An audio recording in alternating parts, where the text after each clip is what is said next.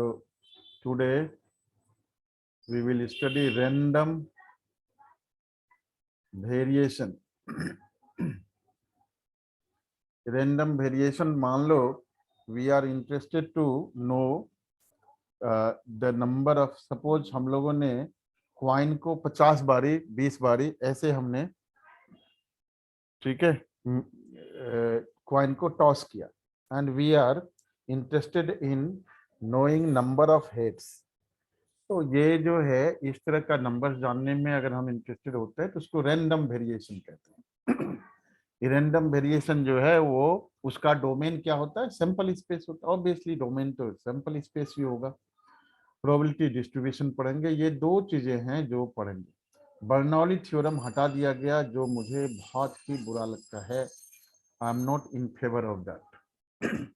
Bernoulli theorem बिल्कुल नहीं हटाना चाहिए सीबीएसई को, उसका यूज है कई जगह पर। बल्कि रैंडम वेरिएशन में भी आप देखेंगे कि अगर वो छूट हमें मिले बर्नौली का तो हम बहुत आसानी से क्वेश्चंस को कर सकते हैं। ठीक है, तो एक्सरसाइज से सीधा सीधा शुरू करता हूँ। कोई थ्योरी नहीं है, बस रास्ते में समझा दूंगा कि क्या क्या चीजें हैं, कैसे करना है क्वेश्चंस। ठीक है। पहला क्वेश्चन एक्सरसाइज 13.4 का ये है, स्टेट व्हिच ऑफ द, इसको ओरली कर लेते हैं। State which of the following are not the probability distributions of a random variable, give reasons for your answer. देखो पहला जो ऑप्शन है उसमें प्रोबेबिलिटी का सम 1 है, जो इट इज क्वाइट पॉसिबल, ये ऐसा हो सकता है, ऐसा होना चाहिए। और x की भी वैल्यू पॉजिटिव है। x क्या है शो करता है, क्वेश्चन आप लोगों के पास बुक है, बुक से क्वेश्चन देखिए। नेक्स्ट क्वेश्चन से मैं बोर्ड पर ले लूंगा क्वेश्चन। तो x जो है वो रैंडम वेरिएशन है। ठीक है, तो पहला ट्रू है, करेक्ट है। दूसरा करेक्ट नहीं है, क्योंकि देखो ये px में, px क्या है, प्रोबेबिलिटी डिस्ट्रीब्यूशन है, उसमें नेगेटिव नंबर भी आए हैं, -0.1। और आपको, हमें पता है कि probability is always between 0 and 1। It can not be negative and can never be greater than 1।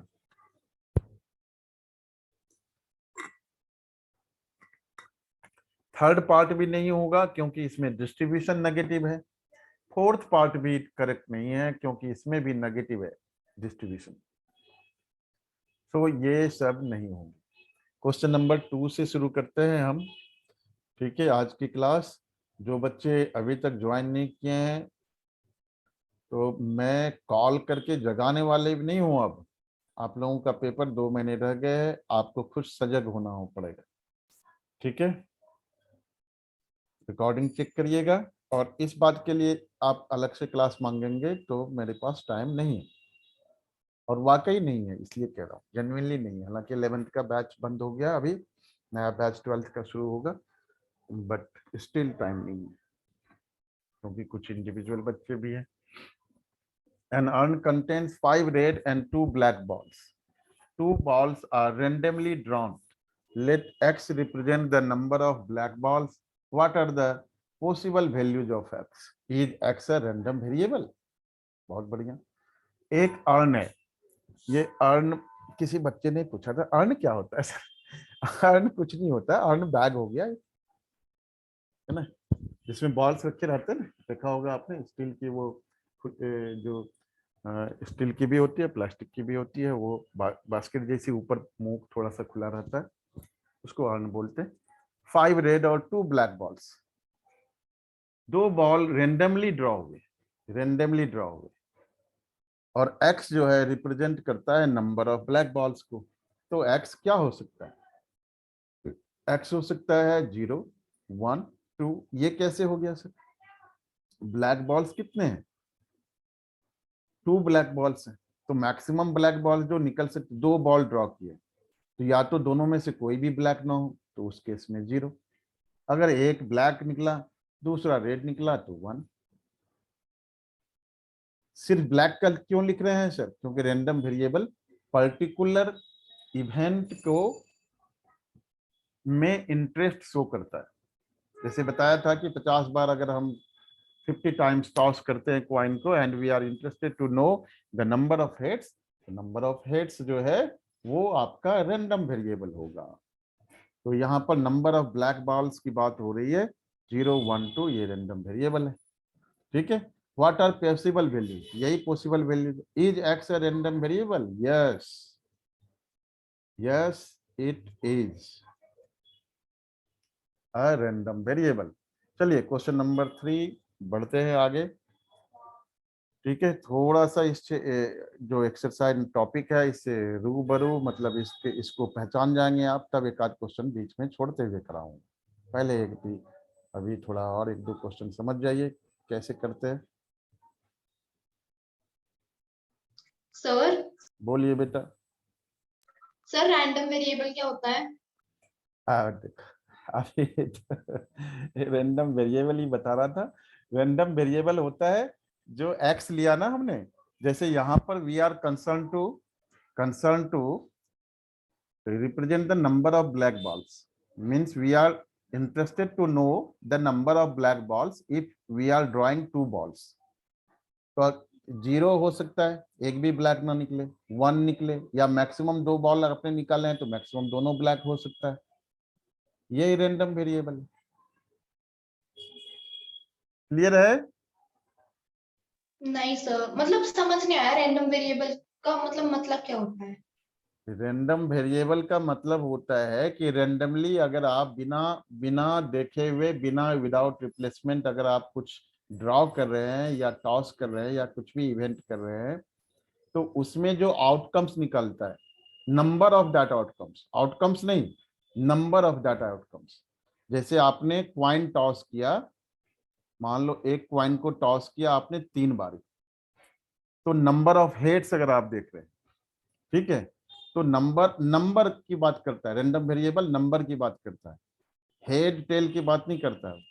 Number of heads कितने हो सकते हैं?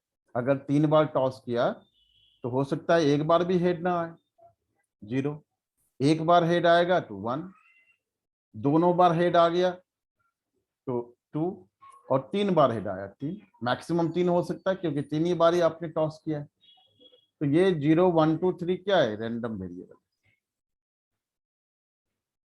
अब आया मतलब सर समझ? एक्स के जो आउटकम्स होते हैं वही रैंडम वेरिएबल होते हैं? बिल्कुल बिल्कुल, जितने नंबर होंगे ना, नंबर ऑफ आउटकम्स एक्स की क्या क्या हो सकते हैं वैल्यू, वही रैंडम वेरिएबल है।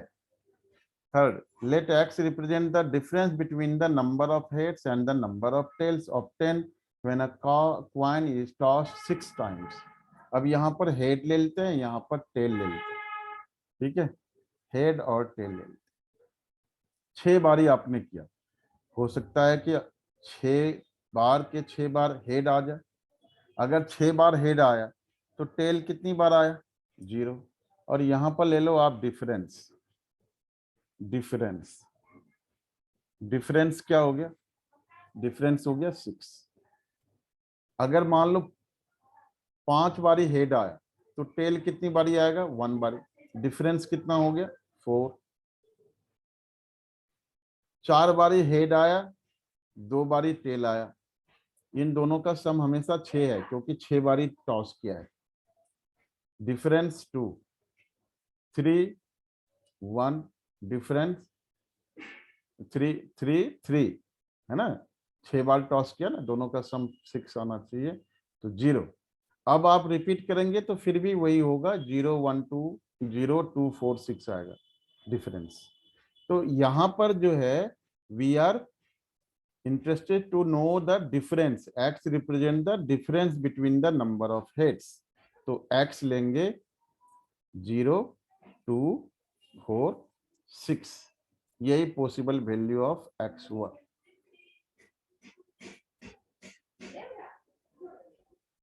ठीक है, यस सर।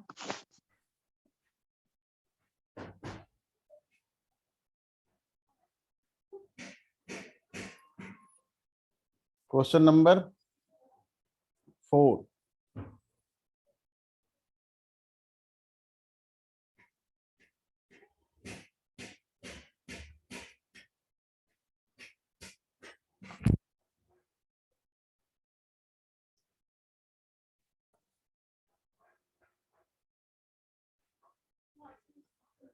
4 है, फाइंड द प्रोबेबिलिटी डिस्ट्रीब्यूशन। ओहो,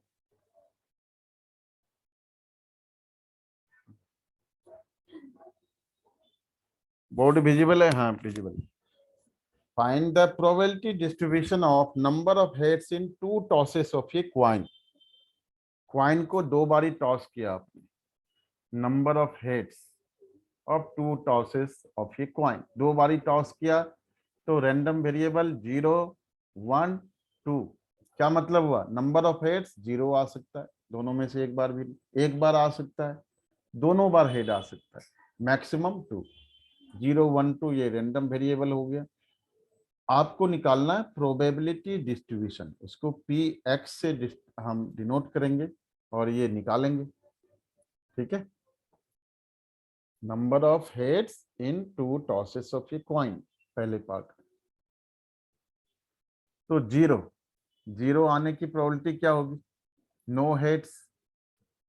सैंपल स्पेस अगर आप बनाओगे तो सैंपल स्पेस क्या बनेगा? H H, H T, T H और टी टी। 0 हेड का मतलब हो गया आपका ये दोनों टेल है तो 1/4। 1 हेड तो 2/4। 2 हेड्स 1/4। ये आपका प्रोबेबिलिटी डिस्ट्रीब्यूशन होगा। जो रैंडम वेरिएबल में निकलेगा उसके जो रेस्पेक्टिव प्रोबेबिलिटीज हैं उसको हम कहते हैं probability distribution. We call them probability distribution. Second part है number of tails in the simultaneous tosses of 3 coins. Number of tails in the simultaneous tosses of 3 coins. अच्छा, तो इसका सिंपल स्पेस पहले बना लो। सिंपल स्पेस क्या बनेगा? H H H H H T, ठीक है, एच टी एच, ठीक है, T H H T H T, T T H, 1 2 3 4 5 6, और एक और रह गया आपका टी एच टी हो गया, टी टी एच, और रह गया टी टी, नहीं नहीं 2 रह गया ना, टी टी टी तो रह गया, एक और रह गया H H H S T हो गया, टी एच एच हो गया, T T H T H, T H T T, हाँ एच टी टी रह गया और टी टी टी। ठीक है, ये सिंपल स्पेस बना लिया। Number of tails in the simultaneous tosses of 3 coin. देखो एक्स तो वही रहेगा 0 1 2, जितनी बार टॉस किया वही हो सकता है, मैक्सिमम 3 बार टेल आ सकता है। रेस्पेक्टिव प्रोबेबिलिटीज निकालने, 0 टेल्स, नंबर ऑफ टेल्स देख रहे हैं हम, है ना, 0 टेल्स तो ऑल हेड्स 1/8। ठीक है, इसके बाद है 1 हेड, 1 टेल, सॉरी 1 टेल तो 1 2 3, 3/8। 2 head, 2 tails, sorry 2 tails, 2 tails ये हो गया आपका, और यहाँ हो गया, यहाँ हो गया, ये भी आपका 3/8। 3 टेल्स 1/8। ठीक है, ये हो गया। Third part, number of heads in 4 tosses of A coin. हाँ, 4 बार टॉस किया, 16 आउटकम्स होंगे, एनएस कितना होगा? 16। और एक्स क्या होगा? 4 बार टॉस किया है तो 0 1 2 3 0 to 4 0 to 4, है ना। Probability of X, no heads, number of heads in 4 tosses, okay, no heads all tails 1/16। 1 head कितनी बारी आएगा, ये बात है। अब क्या होता है, ऐसे में बर्नौली ना सिखा देता हूं, बर्नौली ना सिखा, अदरवाइज क्या करना पड़ेगा, सारा आपको ना वो देखना, 16 का 16 आउटकम्स आपको बनाना पड़ेगा।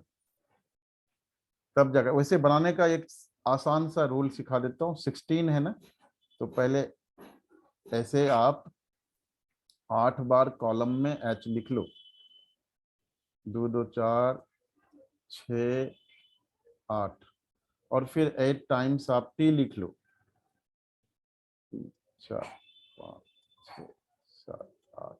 ओके, नाउ आप जो है 4 बार एच लिखो, फिर 4 बार टी लिखो, फिर 4 बार एच लिखो, फिर 4 बार टी लिख लो आप।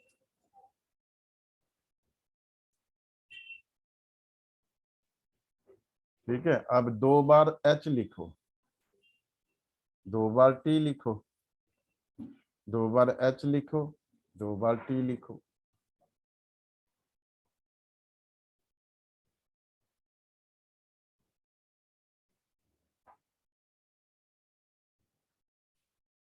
अब क्या करना है, अब एक बार एच लिखो, एक बार एक टी बार एच लिखो। एक बार टी। हाँ, ये अपने आप बन जाएगा। लेकिन इतना काम ना करना चाहो। अगर मान लो ये 4 बार किया, अगर 6 बार पूछ दे तो सारे बनाते बनाते सुबह से शाम कर दोगे। तो फिर वहां पर बर्नौली जो है ना, वो सिखा दूंगा तो बड़ा काम आएगा। वेरिफिकेशन के लिए तो कम से कम काम आएगा कि आंसर सही आया, कुछ गलत नहीं हुआ, छूटा नहीं।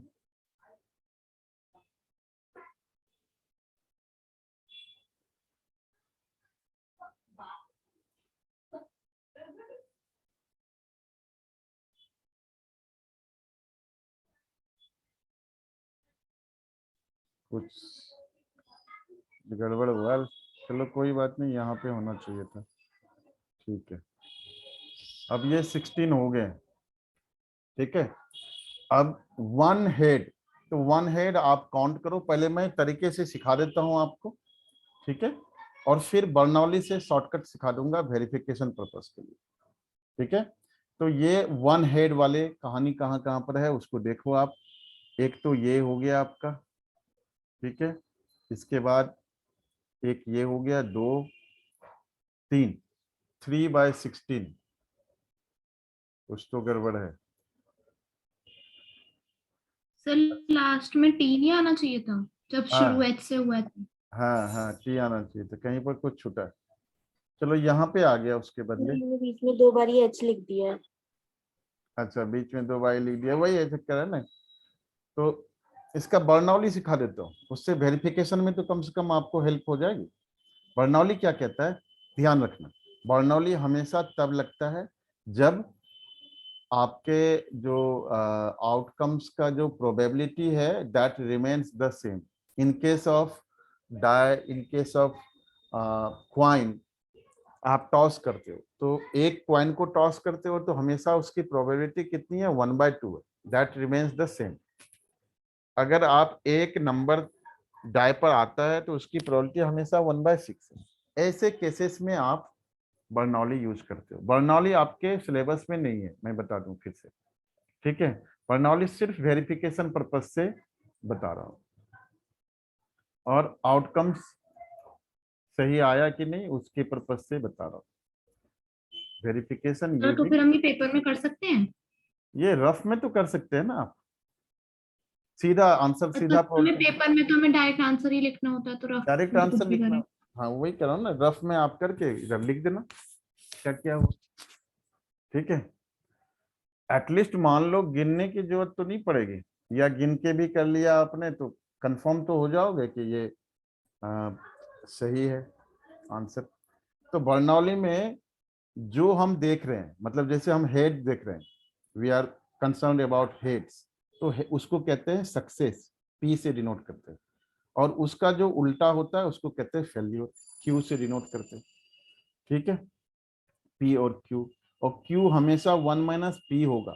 बर्नौली तभी लगता है, ध्यान रखना। एक की प्रोबेबिलिटी अगर 1/6 है तो दूसरे की 5/6, एक का 1/2 है तो दूसरे का 1 - 1/2, दैट इज 1/2। क्वाइन के केस में p हमारा क्या है, 1/2, और q भी हमारा 1/2 है। ठीक है, n होता है टोटल नंबर ऑफ ट्रायल्स, तो यहाँ पर टोटल नंबर ऑफ ट्रायल्स कितना है, 4 टाइम्स है, 4 टॉस है। तो 4 टाइम्स मतलब टोटल n की वैल्यू हो गई 4। r की वैल्यू जो आपको आउटकम्स चाहिए, जैसे यहाँ पे 1 चाहिए, है ना, 1 चाहिए, तो 1 चाहिए तो r की वैल्यू आपका 1 हो जाएगा। फॉर्मूला क्या होता है, NCR p की पावर r q की power n minus r। Simple. Sir ये सिंपल है। हाँ अच्छा, आपको परम्यूटेशन 11th में जिसने नहीं पढ़ा है, एनसीआर ये सब नहीं पढ़ा है, परम्यूटेशन कम्बिनेशन, यस सर। थोड़ी प्रॉब्लम हो सकती है, तो आसान है वैसे। एनसीआर, तो यहाँ पर 4C और R क्या है, नंबर ऑफ आउटकम्स कौन सा देख रहे हैं, 1 के लिए देख रहे हैं, तो 4C 1 हो गया, P की वैल्यू 1/2 की पावर क्या हो गया, 1 हो गया, R क्या है 1 है, और 1/2 4 माइनस 1 3।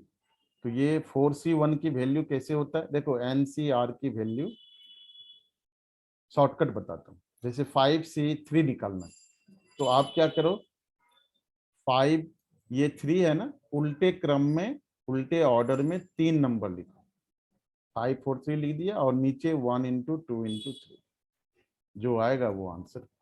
अगर मान लो 48C4 है, बड़ा नंबर लेके बता, तो उल्टे क्रम में उल्टे ऑर्डर में लिखो 48 47 46 और 45, 4 नंबर, यहाँ 4 है तो 4 उल्टे क्रम में लिखो, और नीचे 1 2 3 4, डॉट नहीं है, इनटू है, और फिर कैलकुलेशन से जो आएगा वो आंसर। NC1, तो मतलब सी के नीचे जो होता है उतने ही नंबर हमें ऊपर लिखने हैं। हाँ उल्टे क्रम में यस उल्टे सर। ऑर्डर में मल्टीप्लाई करते हैं, ठीक है। NC1 वैसे n होता है, तो यहाँ 4C1 4 होता है, ठीक है, 1/2, और तो ये 1/2 की पावर 4 होगी, 4/16, ये आना चाहिए आपका 1/4, तो यहाँ पे डॉट था मेरे को, एक कहीं छूट गया आपका, तो ये 4/16 1/4 होगा, ठीक है। यस सर 1/4 ही हो जाएगा क्योंकि वो बीच वाला जो मिस्टेक हुआ है। हम्म। अब 2 अगर है तो 4C2 1/2 की पावर 2, 1/2 की पावर 4 माइनस 2 2, तो ये 4C2 को लिखेंगे 4 इंटू 3/1 इंटू 2, 1/2 की पावर 4, तो ये हो गया आपका कितना है, 6/16, 3/8, ये हो गया आपका 3/8। तो बगैर देखे हुए या तो आप काउंट करके करिए पूरा आउटकम्स लिख करके, या फिर आप बर्नौली यूज करके आप कर सकते हैं इसको वेरिफिकेशन पर्पस के लिए, ये दिखाने की जरूरत नहीं है क्योंकि बर्नौली सिलेबस में नहीं है। 3 4C3 1/2 की पावर 3, 1/2 की power 4 minus 3 1, so this will 4C3 की वैल्यू 4, 1/2 to the power 4, तो 4/16 that is 1/4।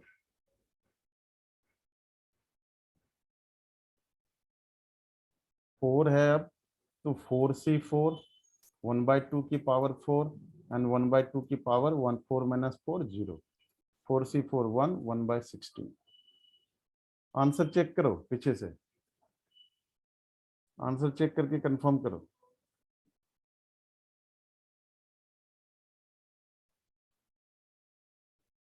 इन सारी चीजों को टेबल बना करके अच्छे से लिखना है।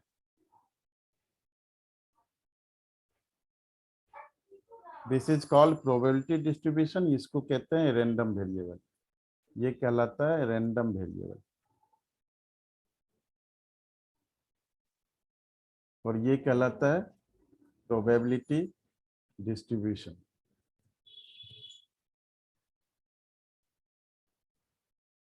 आंसर यही है Anushka.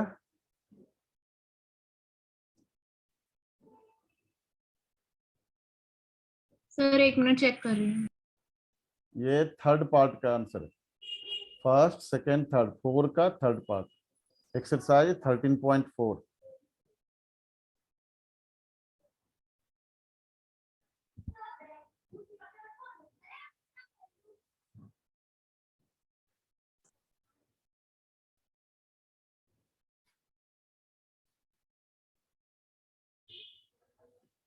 Question number 6,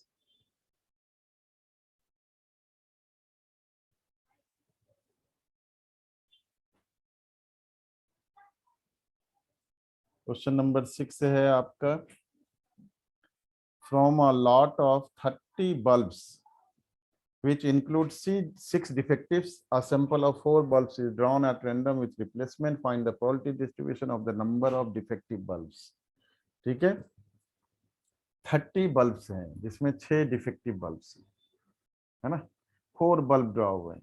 we are concern about defective bulbs. तो 4 बल्ब ड्रॉ हुए हैं. तो आपको पता है कि जितने मैक्सिमम आप ट्रायल लेते हैं वही आपका क्या है, रैंडम वेरिएबल है, वही आपका रैंडम वेरिएबल है. तो ये हो जाएगा आपका x कितना, 0 1 2 3 4. प्रोबेबिलिटी डिस्ट्रीब्यूशन आपको निकालनी है. 30 बल्ब्स है, ठीक है, 6 डिफेक्टिव्स हैं. तो डिफेक्टिव बल्ब की प्रोबेबिलिटी कितनी है, 1/5 है, 6/30 है ना. तो 0 डिफेक्टिव बल्ब है. तो 0 डिफेक्टिव बल्ब मतलब कितना हो गया, 0 defective bulb P X equals to 0, ये निकाल लेते हैं, पी एक्स इक्वल्स टू 0. तो 0 डिफेक्टिव बल्ब कितना होगा, 30 - 6/30, दैट इज 24/30, जो हो गया आपका कितना, 4/5. तो 4/5 लिख लो इधर. P X equals to 1 defective bulb से पहला बल्ब जो है वो डिफेक्टिव निकला, ठीक है, 1 डिफेक्टिव. 4 बल्ब है. अब यहाँ देखो 4 बल्ब हैं, चारों ऑर्डर्स आपको कंसिडर करने पड़ेंगे, चारों ऑर्डर आपको कंसिडर करने पड़ेंगे, ऑर्डर मैटर करते हैं, ठीक है. लेकिन विथ रिप्लेसमेंट है, जहां भी विथ रिप्लेसमेंट है वहां वेरिफिकेशन आप कर सकते हैं बर्नौली से, लिखा हुआ है विथ रिप्लेसमेंट, ठीक है. तो डायरेक्ट अगर करें तो पी एक्स इक्वल्स टू 1 के लिए पहला bulb defective bulb, first bulb defective हो सकता है, तो उसकी प्रोबेबिलिटी कितनी हो गई, 1/5. और बाकी कितना हो गया, 4/5 4/5 4/5. अब इसके ऑप्शन देखने पड़ेंगे, 4 ऑप्शन होंगे, ठीक है. ये हो गया आपका +4, पहला आपका नॉन डिफेक्टिव, दूसरा डिफेक्टिव, बाकी आपका नॉन डिफेक्टिव. ये 4 ऑप्शंस होंगे. ये सारा चीज बर्नौली के थ्रू आप बस एक झटके में निकाल सकते हैं अगर आपको फॉर्मूला पता है. 4/5 4/5 इंटू 1/5 इंटू 4/5 प्लस 4/5 4/5 4/5 इंटू 1/5. ये 4 हैं. तो 4 इंटू आपका 1/5 4/5 4/5 4/5, ठीक है. तो ये हो गया आपका कितना, 256/625, 256/625. अब 2 की बात हो रही है, इसके 6 होंगे. तो एक ना शॉर्टकट यहाँ पर एक काम कर सकते हो कि दोनों बर्नौली भी यूज हो जाए, कंफर्म भी हो जाए, और जो प्रोसेस है उससे भी हम कर लें. तो उसके लिए क्या करना पड़ेगा, आपको रफ में सिर्फ ये समझना है कि 2 नॉन डिफेक्टिव लेने हैं, है ना, 2 क्या है, 2 डिफेक्टिव बल्ब्स लेने, 2 डिफेक्टिव लेने हैं आपको, और टोटल 4 है. तो 62 को सॉल्व कर लो, 62 को सॉल्व कर लो. तो ये हो जाएगा आपका 6 इंटू 5/1 इंटू 2, तो 15 हो गया. तो यहाँ पर हम लिख लेंगे ये 15 हो गया, और इधर आपका 1/5 की पावर 2 और 4/5 की पावर 4, इस तरह से हम यूज कर लेंगे, ठीक है. 62 कितनी बार किया, 6 बार किया, नहीं 4 टाइम्स है ना, 4c2, सॉरी 4c2, तो 6 होगा. तो 6 टाइम्स हम इसको कर लेंगे, यहाँ पर लिख लेंगे 6 टाइम्स और इसके बाद ना यहाँ पर इस तरह से 1/5 इंटू 4/5, या सीधा भी ऐसे हम 1/5 की पावर लिख लेंगे 2 बारी और इसका 4 लिख लेंगे, तब भी हमारा आंसर करेक्ट माना जाएगा। 1/5 इंटू 1/5 इंटू 4/5, 4 टाइम्स नहीं होगा 2 टाइम्स होगा, हमने 6 ले लिया था गलती से, इसलिए 4 लिखा हुआ था। ये हो गया आपका कितना 96/625। दिस विल बी 96/625, क्योंकि अभी देखो है क्वाइन के केस में 6 बारी या 4 बारी किया था तो दैट वाज क्वाइट पॉसिबल, लेकिन यहाँ पर क्या है डिफेक्टिव बल्ब से, यहाँ पर ऑर्डर में आप गलत कर सकते हो, ठीक है ना। तो इसलिए शॉर्टकट में आप रफ में अपना बर्नौली ट्राई करके और फिर इसको आउटकम्स यहाँ पर लिख दो। अब Px इक्वल्स टू 3 है,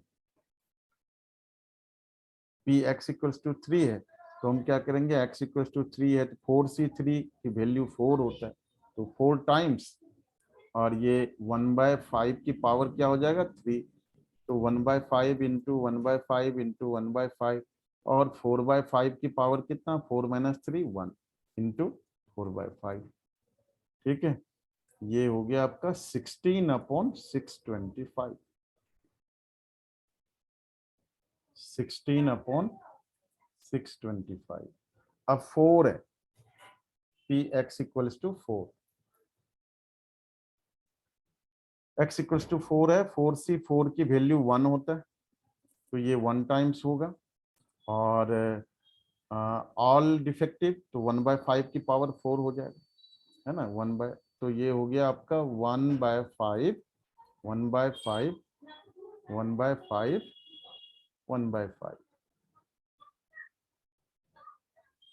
पहला वाला गलत हुआ है मेरे ख्याल से, पहला वाला गलत हुआ है। यस सर, उसका आंसर भी पीछे 256/625 है। हाँ, पहला वाला गलत इसलिए हुआ क्योंकि इसने हमने एक का ही निकाल लिया, तो आंसर पहले देखती है कि बाद में देखती है, जब कहो तब देखो। Px इक्वल्स टू 0 आंसर, मुझ तो मैं कुछ गलत होता है तो पता चल जाता है मेरे को, तो इसमें 4/5 की पावर 5 होगा, 0 के केस में, तो 4/5 मतलब हो गया 256/625 होगा इसकी जगह, ठीक है। तो ये हो जाएगा आपका यहाँ से 256/625, 4 वाले केस में 1/625। आंसर चेक कर लो, अब चेक करो, पहले से चेक करके मत रखो भाई। यस सर, यही है।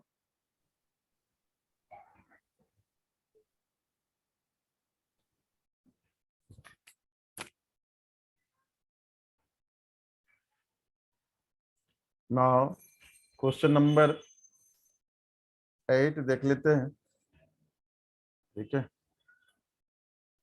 बस इसके बाद 1-2 क्वेश्चन ही रह गए, अब इसमें अधिक है नहीं, इसके बाद जो है वो आपके सिलेबस में नहीं है, उसको तवज्जो नहीं देनी है।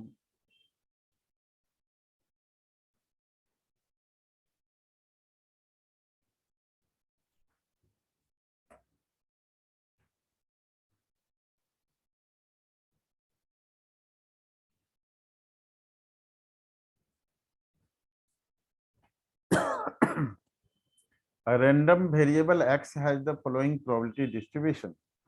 यहाँ पर जो कॉन्सेप्ट यूज होता है वो ये कि sum of all probability is 1, sum of all probability equals to 1। तो यहाँ से आप क्या करेंगे 0 plus K plus 2k plus 2k plus 3k plus k square plus 2k square plus 7k square plus k equals to 1।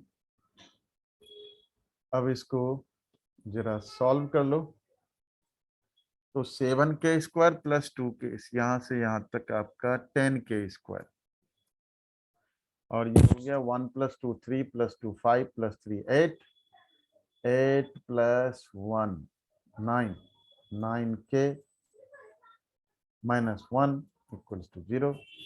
तो यहाँ से आपका 10k² + 10k -1k -1 = 0। 10k common हो गया, k + 1 -1 k + 1 = 0। 10k -1 k + 1 = 0। यहाँ से k की value 1/10, k की वैल्यू नेगेटिव नहीं हो सकती क्योंकि k तो रिस्पेक्टिव प्रोबेबिलिटीज भी है। जैसे यहाँ पर प्रोबेबिलिटी k है तो नेगेटिव नहीं हो सकती, 2k है तो नेगेटिव नहीं हो सकती, प्रोबेबिलिटी कभी भी नेगेटिव नहीं होता। तो k की वैल्यू 1/10 निकालना क्या है, k की वैल्यू निकालना है 1/10। लेस देन 3 मतलब p0 + p1 + p2। तो 0 1 2 इनका सम कितना हो गया 3k। 3k तो 3k = 3/10। ठीक है। ग्रेटर देन 6 तो ग्रेटर देन 6 तो एक ही है यहाँ पर, है ना। 7k² + 1/10, 7/100 + 1/10 जितना भी आता है वही आंसर होगा भाई, 0 और 3 के बीच में। तो p1 + p2, p1 + p2 कितना है 3k है, 3k 3/10 ये आंसर होगी। ठीक है, ये आंसर होगी। आंसर पीछे से आप चेक कर सकते हैं।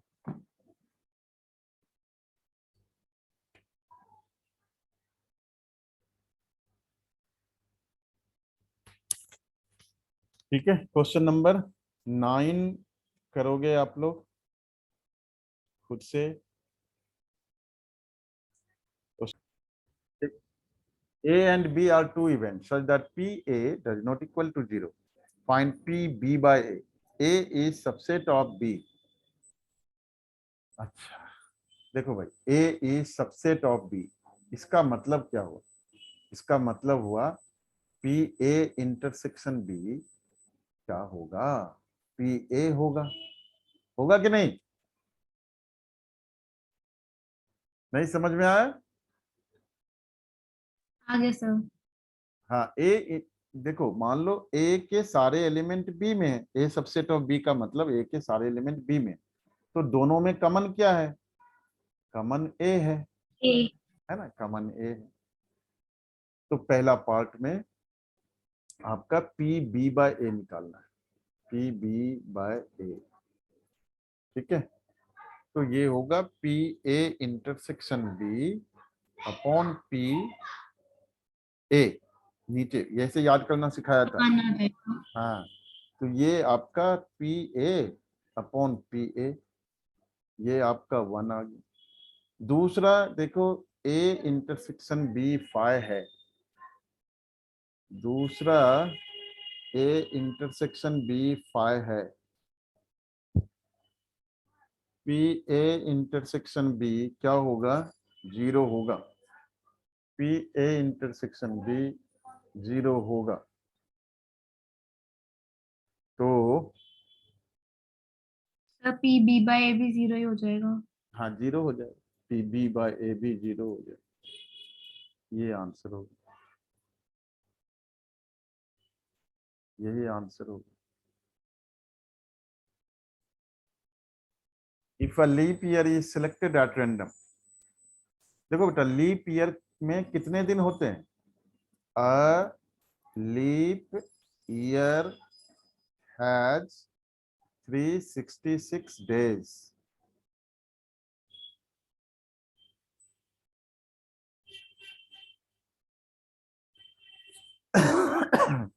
A leap year is selected at random. What is the chance that it will contain 53 Tuesdays? ठीक है, 53। देखो 52 इसको 7 से डिवाइड करेंगे अगर, तो ये होता है 52 वीक्स प्लस 2 ऑड डेज। ये क्या भला हो गया ऑड डेज? 52 को 7 से मल्टीप्लाई करोगे, 7 डेज का एक वीक होता है ना भाई? सिमर समझ आ रहा है ना? Yes, sir. 52 वीक से 364 डेज हो गए। तो नंबर ऑफ ऑड डेज कितने रह गए? 2 ऑड डेज, मतलब 2 दिन रह गए। ठीक है, और 52 वीक्स में 52 संडेज होंगे, होंगे कि नहीं? एग्रीड होंगे। संडेज की बात नहीं हो रही है, ट्यूसडेज की बात हो रही है। ट्यूसडे ट्यूसडे ट्यूसडेज की बात हो रही है। 52 वीक्स में 52 ट्यूसडेज।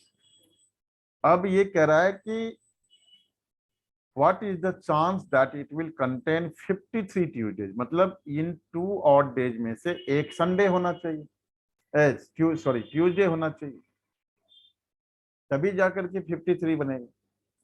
ये 2 ऑड डेज कितने में से, कितने में से? टोटल तो 7 डेज ही वीक में होते हैं ना, तो प्रोबेबिलिटी 2/7। आंसर चेक करके कंफर्म करेंगे। सबसे आसान तरीका इस क्वेश्चन को करने का यही था। सर यही आंसर। ठीक है, 52 वीक्स हो गया, 364 डेज, 2 एक्स्ट्रा डेज है आउट ऑफ 7 डेज, है ना? उसमें एक ट्यूसडे हो सकता है। ठीक है, चलिए अब हम आगे बढ़े। क्वेश्चन नंबर 11 कहा था मैंने कि देखेंगे हम कि ये क्या है, ये है बर्नौली या नहीं। तो इसको पहले बोर्ड पर ले लेते, समझते हैं, फिर सोचें।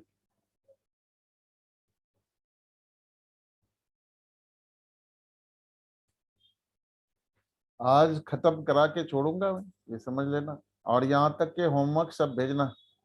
सिर्फ 2 ही बच्चियां होमवर्क भेजती हैं, अनुष्का का शुरू से अभी तक, बीच में थोड़ा गैप हो गई थी, और सिमर भेजती है। उमंग आपका होमवर्क ड्यू है, होमवर्क भेजिए। होमवर्क का मतलब सिर्फ इतना होता है कि आप घर पर काम कर रही हैं, और कोई बात नहीं।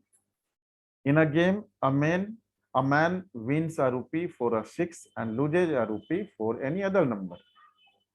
When a fair die is thrown, a man decided to throw a die thrice but to quit as, बेटा ये नहीं करना। यहाँ पर सक्सेस और फेल्योर की बात हो रही है, जो बर्नौली ट्रायल की बात कर रहा है। ठीक, बर्नौली ट्रायल। चलो आप शुरू कर दिया तो इस क्वेश्चन को बगैर बर्नौली का देखते हैं, हो सकता है कि नहीं हो सकता। गेटिंग अ 6 प्रोबेबिलिटी कितना होगा? 1/6। गेटिंग अ 6 है ना, 1/6। और नॉट गेटिंग अ 6 5/6 है ना। अब कह रहा है कि एक बंदा ना 3 बार डाइस को थ्रो करता है। Excuse me, sir. बोलो बेटा। Sir, I have my accounts class right now, so can I leave? Yes you may. Thank you, sir. आज अगर खत्म करता हूं तो रिकॉर्डिंग की हेल्प लेनी पड़ेगी आपको, लेकिन 3 क्वेश्चन इंपॉर्टेंट रह जाएंगे, लास्ट में बढ़ा करके। हाँ sir, okay. ठीक है ना? हाँ, और जो डाउट्स है वो डाउट्स क्लास रख सकते हैं। ठीक है, चलिए आप लीव कर सकती हैं।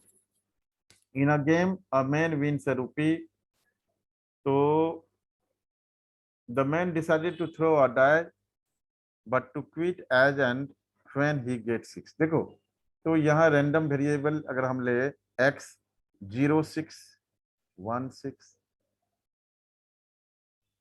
तो 1 6 के बाद नहीं, इसको नहीं कर सकते हम रैंडम वेरिएबल में। ये जो है बर्नौली का प्रॉब्लम है, इसको हम डिलीट कर लेते हैं। It is not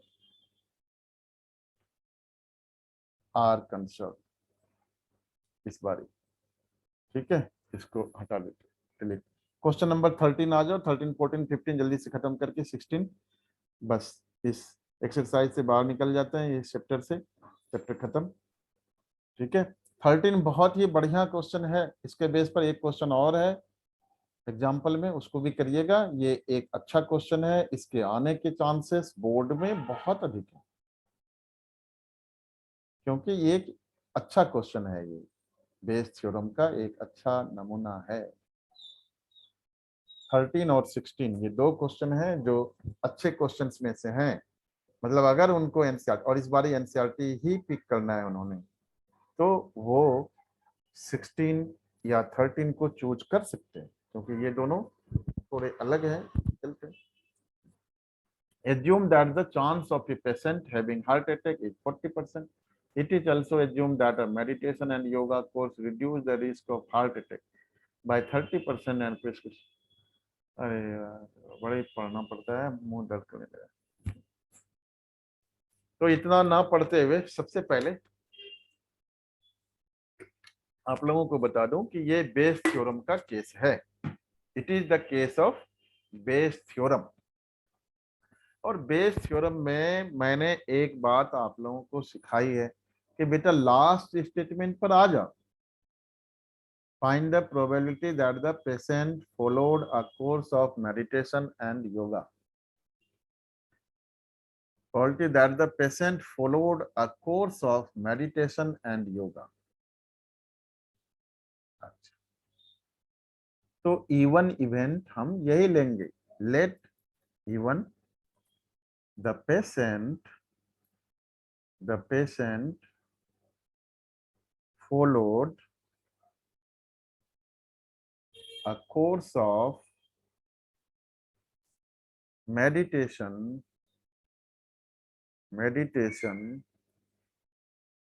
and yoga। सुबह से शाम तक लिखते लिखते हाथ में तो दर्द हो जाता है।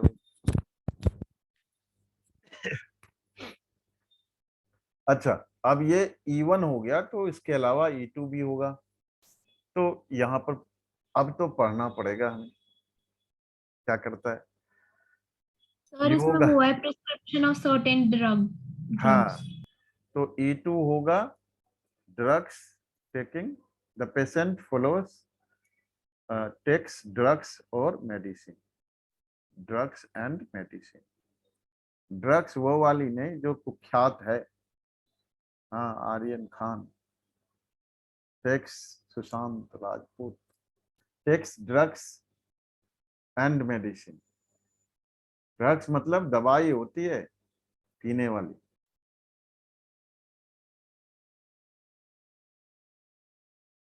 Takes drugs and medicine. 12th के बाद आप लोग कॉलेज जाएंगे, कॉलेज में बहुत सारे गैंग होते हैं। आप अपने आप को बचते बचाते हुए फ्रेंड सर्कल में करेंगे, क्योंकि कॉलेज जो है वो नारकोटिक्स लोगों का, जो क्रिमिनल लोग होते हैं उनका टारगेट होता है, यंग यूथ। तो 12th के बाद जब आप यूनिवर्सिटी जाएंगे, must be careful, take drugs and medicine. Okay. और ए प्रोबेबिलिटी मैंने कहा था कि बेटा कंडीशन होगा, गिवन दैट। क्या कहा था कंडीशन के लिए? आप नहीं थी बेस थ्योरम में सिमर, ध्यान से समझना। जहां पर होगा कंडीशन, क्या क्या लिखा होगा? प्रोवाइडेड, गिवन दैट, इफ, ये सब कंडीशन होंगे ऐसे। तो उसको ही हमेशा ए लो। जो तरीका सिखा रहा हूं उससे गलत होने के चांसेस बहुत कम है।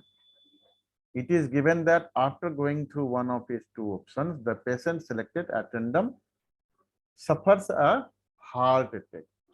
The patient suffers a heart attack. Attack. Assume that the chances of the patient having a heart attack is 40%. It is also तो पहला P1 क्या होगा? चांसेस तो दोनों के 50-50 है, या तो योगा मेडिटेशन या ड्रग्स। तो ये दोनों तो 1/2 और 1/2। ठीक है, कहानी अब आगे ढंग से करनी पड़ेगी, सावधानी से। P A by E one, ये हमेशा इसी तरीके से लेते हैं, ध्यान रखना। A by E one, E one by A मत ले लेना, ई वन बाई ए निकालना है आपको। P A by E one मतलब कि उसको हार्ट अटैक है और वो क्या लेता है, ड्रग्स और ये मेडिटेशन या योगा करता है। तो मेडिटेशन या योगा करता है, ठीक है, 40% चांसेस हैं हार्ट अटैक के। और अगर वो मेडिटेशन या योगा करता है तो 30% रिड्यूस होता है। तो एक्चुअल में P A by E one क्या हो जाएगा, 40% इंटू 100 माइनस 30, रिड्यूस होता है तो 100 माइनस 30, 70%। जो कैंसिल वो कैंसिल कर लो, 28% मतलब 0.28। P A by E two, P A by E two, patient जो है हार्ट अटैक है और वो ड्रग्स मेडिसिन लेता है, तो 40% तो है, हार्ट अटैक के चांसेस 40% है। और अगर ड्रग्स मेडिसिन लेता है तो रिड्यूस होता है 25%। बाय है, दोनों में लिखा हुआ, ध्यान रखिए। बाय है इसलिए हमने माइनस किया है, माइनस करके लिखा है, ठीक है। 100 माइनस 25, 75%, ठीक है।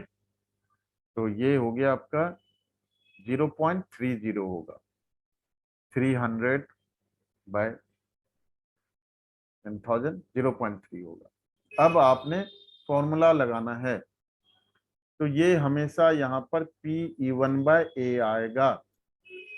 ये सर ये तो रटने वाली बात हो गई मैथमेटिक्स में, नहीं। यहाँ से find the probability that the patient followed a course of meditation, जिसको आपने E1 लिया है बाय डिफॉल्ट। हमेशा से मैंने यही कहा है कि E1 ही लो, कि फॉर्मूला में कोई गलती ना करो। तो पी E1 निकालने और कंडीशन हमेशा नीचे होता है और कंडीशन ए है, तो पी E1 बाय ए निकालना है। अब इनको फॉर्मूला में ये कॉलम वाइज ऐसे ले लेते हैं, P E1 into P A by E1, ठीक है। और नीचे दोनों का sum P E1 P A by E1 plus P E2 P A by E2, ठीक है। अब इन दोनों को ऐड करके लिख लो भाई। तो ऊपर में आपका 1/2 इंटू 0.28 है ना, कॉलम वाइज मल्टीप्लाई करते 0.28, नीचे 1/2 इंटू 0.28 प्लस 1/2 0.30। देखो ये 1/2 तो उड़ा दो, कॉमन लेकर के खत्म कहानी। बचा कितना, 0.28, और इन दोनों को ऐड कर दो। तो गलत होने के कोई चांसेस तो है नहीं, क्योंकि आंसर तो मुझे पता है इसका, 14/29, ठीक है। और जो लास्ट क्वेश्चन है उसका भी पता है कि 16/31 होगा। चलो अभी पहले इसका हो गया। नेक्स्ट क्वेश्चन,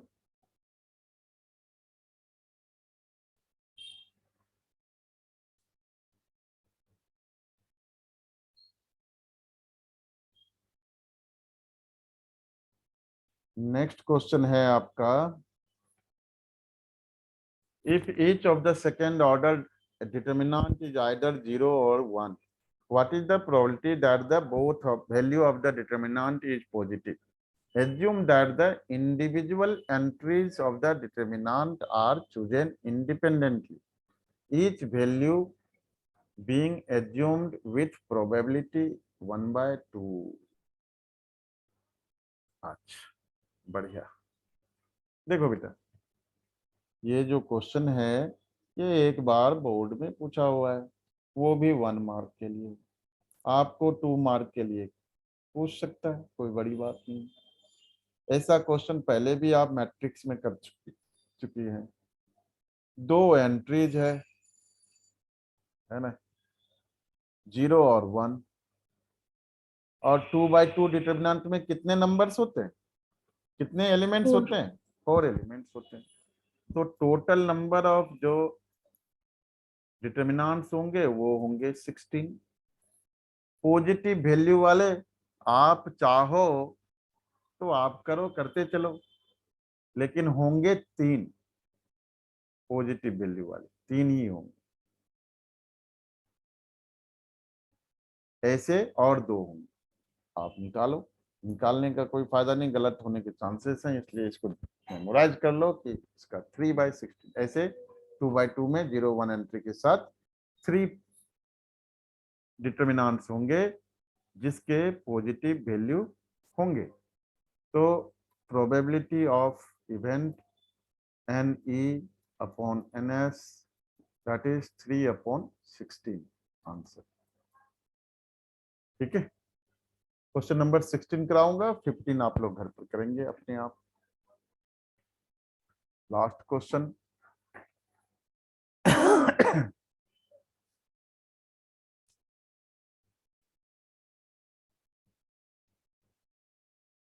क्वेश्चन नंबर 16 इस एनसीईआरटी के एक्सरसाइज क्वेश्चंस का सबसे बढ़िया क्वेश्चन है।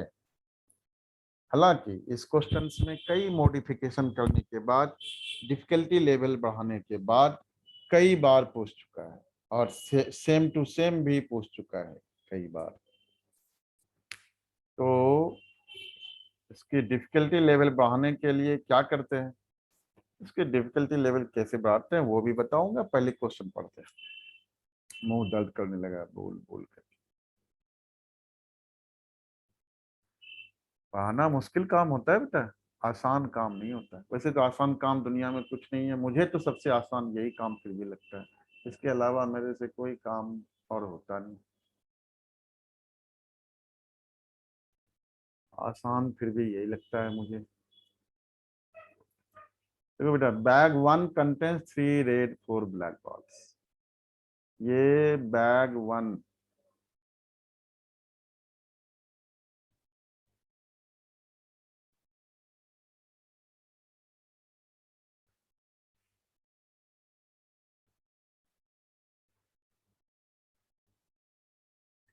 3 red 4 black balls. Bag 2 bag 2 4 red 5 black balls. 1 ball is transferred, एक बॉल यहां से ट्रांसफर हो गया। क्वेश्चन को फील करना, अच्छे से समझना। 1 बॉल ट्रांसफर्ड, सारे घटनाक्रम इवेंट को समझो।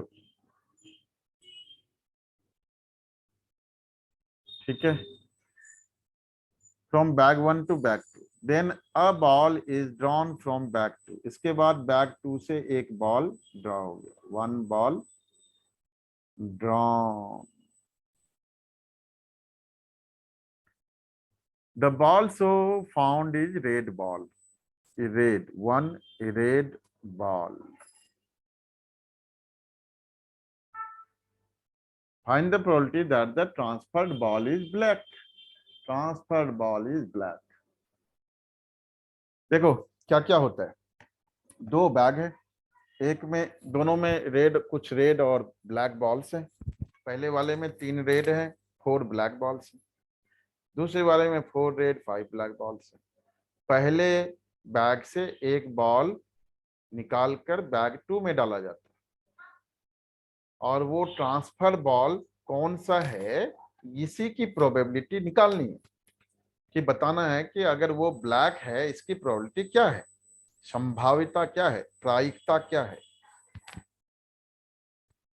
अब सेकंड बैग से एक बॉल और ड्रॉ होते हैं, और वो रेड बॉल होना चाहिए, रेड बॉल है। ठीक है, तो कैसे करेंगे, पहले इवेंट लिख लेते हैं, थोड़ा सा 30 सेकंड का विराम, योगा कर लो, Anulom Vilom. Find the probability that the transferred ball is black. तो इसी से हम शुरू करते हैं।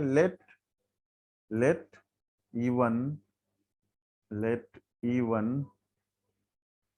E1 equals to transferred ball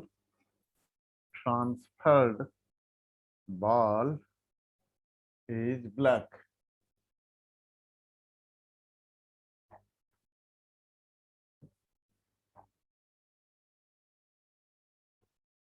transferred ball is black.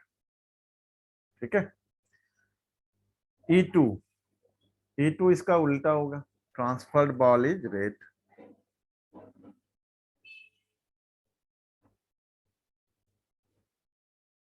ठीक है, ये ले लो।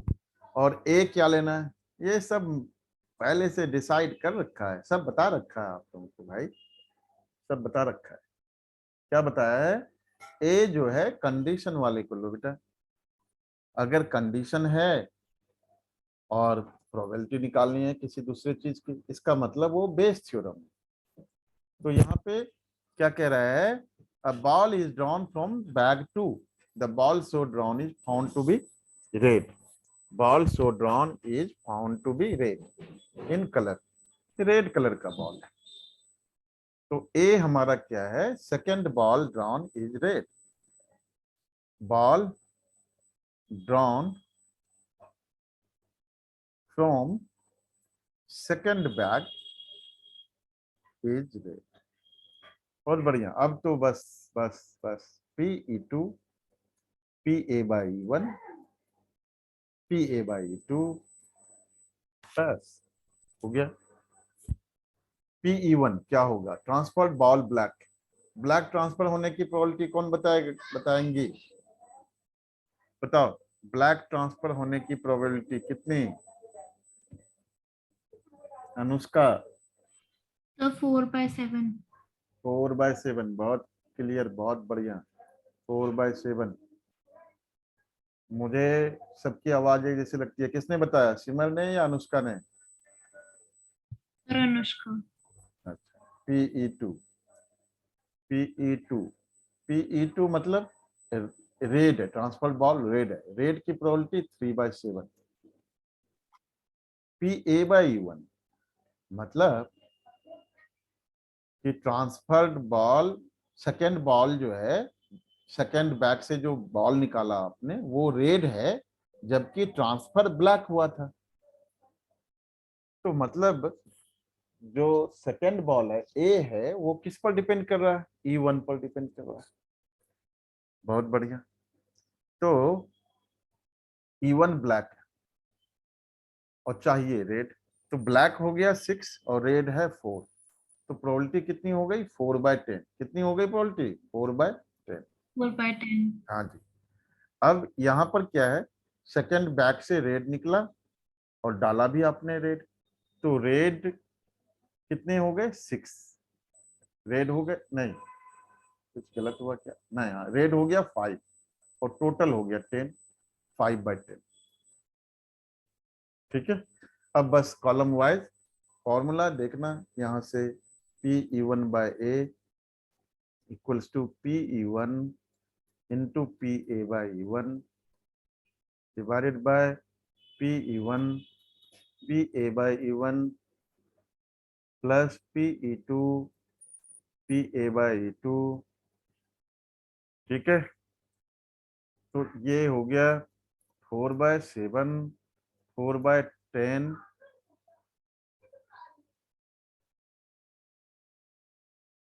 4/7, 4/10 डिवाइडेड बाय 4/7, 4/10 प्लस 3/7, 5/10, 3/7, 5/10। ये ना कमन लेके उड़ा दो, 16/16 प्लस 15, 31। आंसर तो बेटा बिल्कुल करेक्ट है, क्योंकि ये याद था मुझे आंसर इसका। ठीक है, आंसर करेक्ट है, आंसर चेक कर लो एक बार वैसे। ठीक है, तो ये चैप्टर हमारा